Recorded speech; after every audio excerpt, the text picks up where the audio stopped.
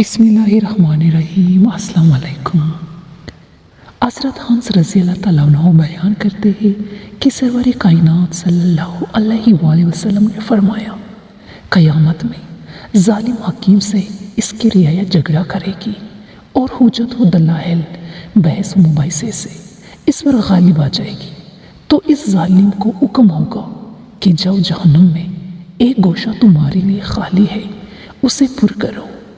حضرت عائشہ فرماتی ہے کہ رسول اللہ صلی اللہ علیہ وآلہ وسلم نے میرے حجرے میں بیٹھ کر ظالم حاکم کو بددعا دی ہے۔ آپ صلی اللہ علیہ وآلہ وسلم نے فرمایا، اے اللہ، جو شخص میری امت کا امیر یا ولی بنایا گیا پھر اس نے میری امت پر سختی کی تو بھی اس ظالم پر سختی کر۔ ایک اور جگہ ارشاد ہے، جس والی اور حاکم نے میری امت پر سختی کی اس پر اللہ کی لعنت